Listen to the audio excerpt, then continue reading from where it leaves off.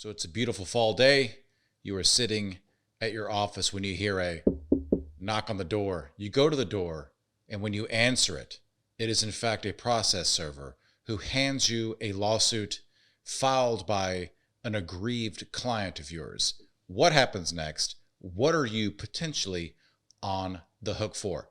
Find out in today's video.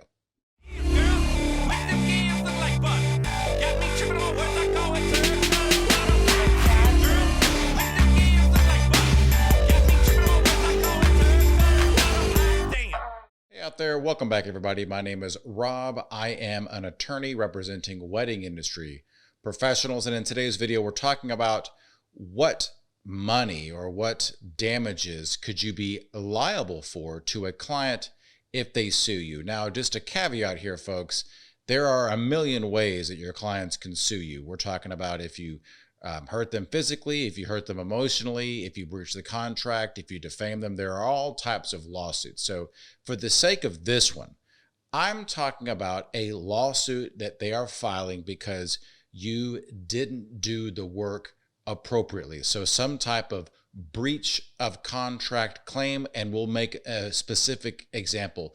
And the takeaway of this video is for you to kind of understand and visualize how the process works with regard to calculating damages. That is to say, what a judge is going to say that you owe the client if you are in fact at fault, if you in fact have breached the contract. But before we get into it, I have a call to action, and that call to action is please be sure to like and subscribe to this channel if you are enjoying the content. So if you're one of the 3 or 4 people that watch these videos on a regular basis, please be sure to like and subscribe. And of course, this is an open dialogue for everybody. So if you're a wedding professional, you have a question, you have some type of burning desire to know something, please be sure to leave a comment with that question, and I promise you that I will address it in a future video. So please be sure to like and subscribe, leave a comment. I would greatly appreciate it if anybody is out there listening. So now let's get into it.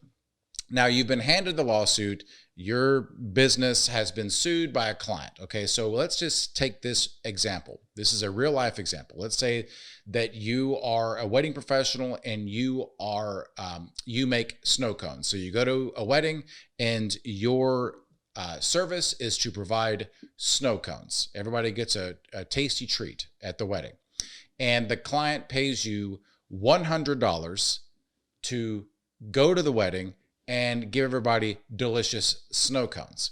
Now, let's say that you, for whatever reason, don't show up. Okay, so obviously you are in breach of contract. Because you don't show up, the client has to hire somebody at the last minute. Now, let's say again that you contracted with this client for $100 to provide snow cones. Now, because this was a last minute substitution, the couple had to pay someone else $150.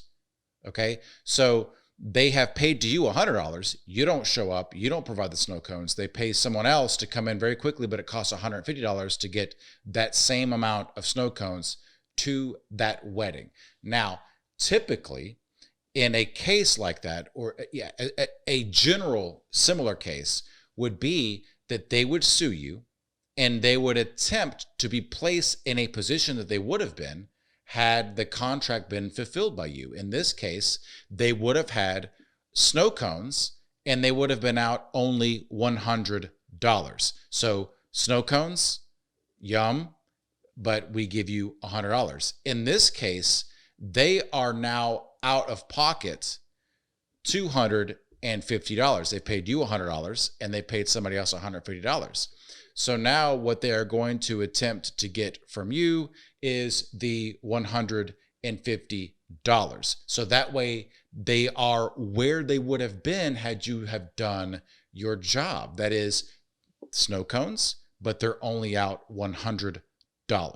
So in other words, it's not like they're going to be able to get $250 from you because they're out of pocket. That's not the case. It's only $150 because they need to be put in a position that they would have been had you have fulfilled that contract. I hope that makes sense. That is a concept called expectation damages. Where did the parties expect to end up. You expect it to be lighter on the snow cones, but have $100. They intended or expected to have snow cones, but be lighter $100. So that's typically where a judge is going to attempt to put you. Expectation damages. That is typically in a regular breach of contract case. That's what you're typically going to be liable for. Now let's talk about a couple of other things.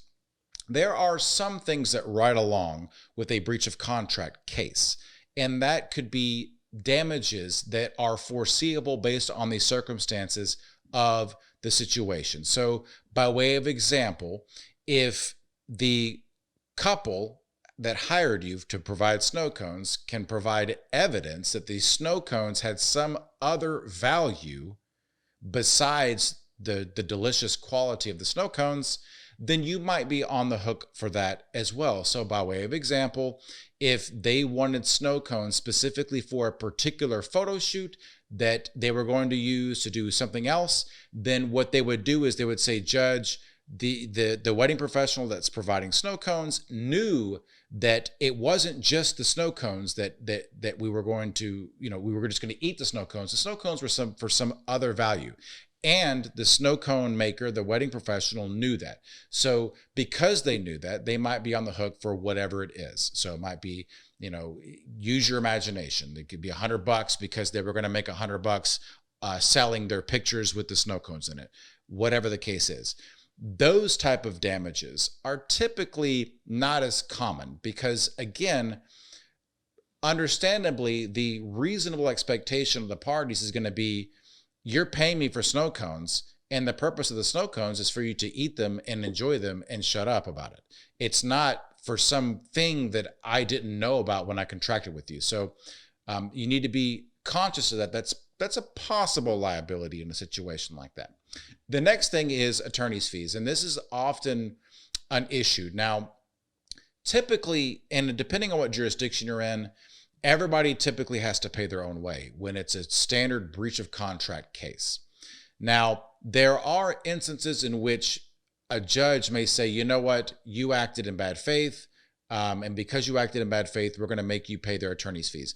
That does happen. There are statutes, there is law that supports that depending on the jurisdiction and depending on what action you take. But again, that's typically fairly rare. So at the end of the day, if you've been sued for a typical breach of contract case, you are likely going to be on the hook for the expectation damages of that party typically. If you are in fact, at fault for it. Now, I mean, of course, if you defend yourself and you were in the right, then maybe, I don't know, maybe aliens kept you from going and giving out the snow cones. I don't know. But if you are at fault for that, if you have breached that contract, that's probably what you're going to be on the hook for. So, at the end of the day, some judge could be squirrely, and every week I talk about squirrely judges, but by and large, that's probably what's going to happen. Okay, so let's look at another example then. Let's say that you are a photographer, and let's say that you've contracted again with the couple to provide photos at a wedding, and you've in the contract value is $100, and you've contracted to give them, let's just say you've contracted to give them 100 photographs, and because of whatever, you messed up, and you can only give them, say, 50 photographs. Now, the idea here is that the client that has sued you is going to have to, again, show evidence of breach of contract, which is you didn't give the right amount of photographs. That's fine. But what is the value of that? What is the expectation damages in a case like that? So in this instance, you've provided only half the photos that you had agreed to. Does that mean that that's half the contract value? Well, maybe not, because at least a portion of the contract is you actually going there and taking the pictures and, staging everything and things like that. And that has a value. And then a certain portion of the contract is the value of the photos. So at the end of the day, we don't know. It's going to be up to that judge, but it will be, the onus will be on the clients to say, Your Honor, half the photos missing represents 75% of the contract value or 60% of the contract value or whatever it is. And so whatever they're able to convince the judge of in terms of the damages, let's say that they convince the judge that half the photos being gone represents 30% of the contract value. Okay, so out of that $100, $30 of it is half those photos. So in other words, if you're looking at the total contract value, which is $100, okay, let's say a third of that contract value is you actually going to the place, taking photos, staging and everything, and making sure that the lighting is correct and all that. And then you actually have the product, which would be the remaining 70%.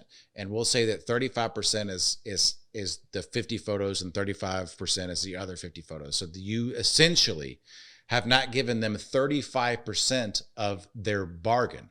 They are not getting 35% of what they expected to. So in that instance, again, the contract value is $100. They're not getting 35% of that. And so therefore you would be on the hook for $35 in that situation. I hope that this makes sense. I know that like if this was another time I could, draw this on a whiteboard or something, but just take my word for it. So that's kind of the mathematics of it. The client has to bring evidence of how much value they're missing, and then that's what the judge is going to award because you did provide some value. You're going to argue that you provided 65% of the value because you showed up and they got 50 photos out of 100 photos. So again, another example, that's typically how it's going to work when you're looking at computing expectation damages and what you're on the hook for.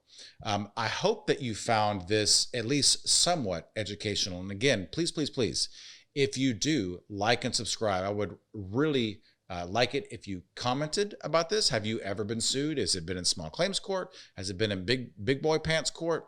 Who knows? Let me know. What was your experience like? Did they compute expectation damages? Did you have to pay attorney's fees? Did you win? Let me know in the comments below. New videos just like this every Monday on wedding industry law. Again, my name is Rob, and with that, we'll see you next time.